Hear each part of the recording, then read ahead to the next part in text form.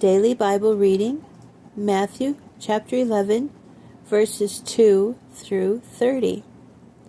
Meanwhile, Yochanan the Immerser, who had been put in prison, heard what the Messiah had been doing. So he sent a message to him through his Talmidim, asking, "Are you the one who is to come, or should we look for someone else?" Yeshua answered, "Go and tell Yochanan what you are hearing and seeing. The blind are seeing again, the lame are walking, people with skin diseases are being cleansed, the deaf are hearing, the dead are being raised. The good news is being told to the poor. And how blessed is anyone not offended by me." As they were leaving, Yeshua began speaking about Yochanan to the crowds. "What did you go out to the desert to see? Reeds swaying in the breeze? No? Then what did you go out to see? Someone who was well-dressed? Well-dressed people live in kings' palaces. No? So why did you go out? To see a prophet? Yes, I tell you, he's much more than a prophet. This is the one about whom the Tanakh says, 'See, I am sending out my messenger ahead of you. He will prepare your way before you.' Yes, I tell you that among those born of women, there has not arisen anyone greater than Yochanan the Immerser. Yet the one who is least in the kingdom of heaven is greater than he. From the time of Yochanan the Immerser until now, the kingdom of heaven has been suffering violence. Yes, violent ones are trying to snatch it away. For all the prophets and the Torah prophesied until Yochanan. Indeed, if you are willing to accept it, he is Eliyahu, whose coming was predicted. If you have ears, then hear. Oh, what can I compare this generation with? They're like children sitting in the marketplaces calling out to each other. We made happy music, but you wouldn't dance. We made sad music, but you wouldn't cry.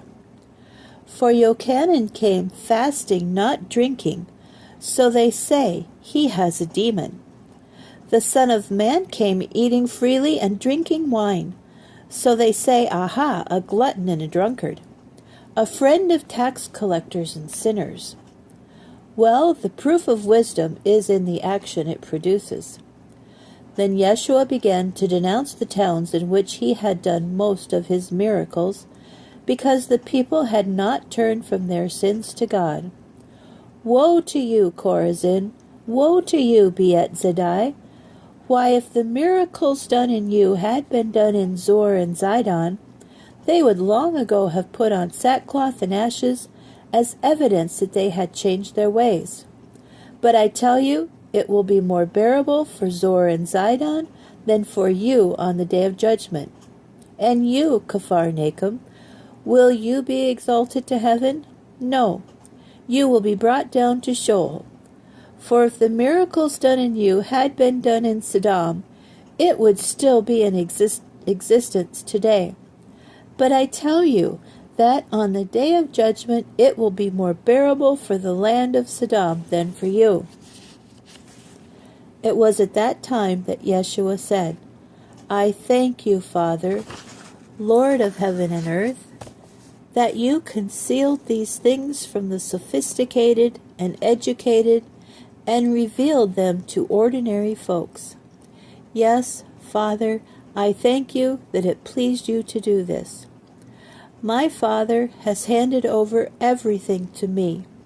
Indeed, no one fully knows the Son except the Father, and no one fully knows the Father except the Son, and those to whom the Son wishes to reveal him. Come to me, all of you who are struggling and burdened, and I will give you rest. Take my yoke upon you and learn from me, because I am gentle and humble in heart, and you will find rest for your souls. For my yoke is easy and my burden is light."